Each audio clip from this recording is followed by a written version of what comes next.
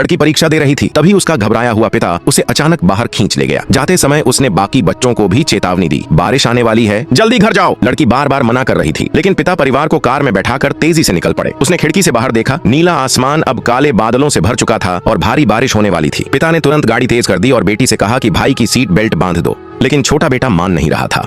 मजबूर होकर पिता पलटकर उसे डांटने लगे, जिससे परिवार लगभग हादसे का शिकार हो गया। हालांकि वे बच निकले, लेकिन सामने एक बड़ा ट्रक खड़ा था जिसने उनका रास्ता रोक लिया। चारों तरफ लोग गुस्से में चिल्ला रहे थे, मगर पिता ने सबको नजरअंदाज कर परिवार को तुरंत आगे बढ़ाया। तभी आकाश से पहला बारिश का कतरा गिरा। सौभाग्य से वे समय रहते बंकर तक पहुंच गए। अगर थोड़ी भी देर हो जाती तो सबकी जान चली जाती। अंदर पहुंचने के बाद पिता ने सच्चाई बताई। वह दरअसल एक वैज्ञानिक थे और यह बारिश जहरीली थी। अगर कोई इससे भीग जाता तो जहर फैलकर उसकी मौत हो जाती। बारिश में एक खतरनाक संक्रमण भी था जो इंसानों को संक्रमित कर देता। पिता ही सबको बचाने की उम्मीद थे।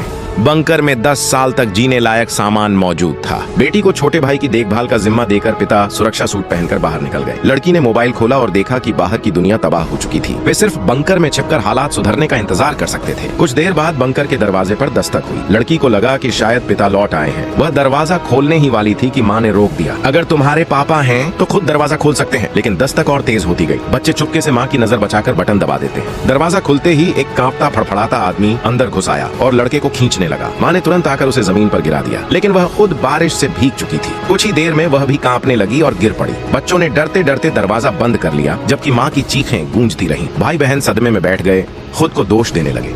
दिन बीतते गए, लेकिन पिता की कोई खबर नहीं आई और फोन का नेटवर्क भी पूरी तरह कट चुका था। एक दिन लड़की को पता चला कि और भी बंकर मौजूद हैं। उसने संपर्क करने की कोशिश की। बहुत मेहनत के बाद उन्हें एक टूल बॉक्स मिला जिसमें वायरलेस उपकरण था। दोनों बहुत खुश हुए और बाहरी दुनिया से जुड़ पाए, लेकिन सिग्नल कमजोर था। फिर बहन ने सुझाव दिया कि एंटीना दरवाजे के पास ले जाकर पकड़ा जाए। आखिरकार आवाज साफ आने लगी। उधर से खबर मिली कि पूरी दुनिया में अफरा तफरी है।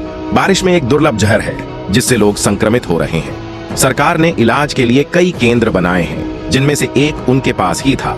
लड़की और जानकारी ले पाती, उससे पहले बिजली चली गई। सौभाग्य से बंकर में जनरेटर था, लेकिन रेडियो का संपर्क टूट चुका था। 5 साल बीत गए।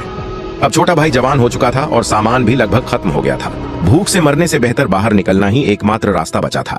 मजबूरी में बहन ने सुरक्षा सूट पहना और हिम्मत करके बाहर कदम रखा, लेकिन बाहर न इंसान थे, न खाने का कोई साधन। वह लौटकर भाई से बोली, अब हमें दूसरे बंकर जाना ही होगा, वहीं हमारी आखिरी उम्मीद है। यह सुनकर भाई की आंखों में फिर से जीने की उम्मीद जग गई।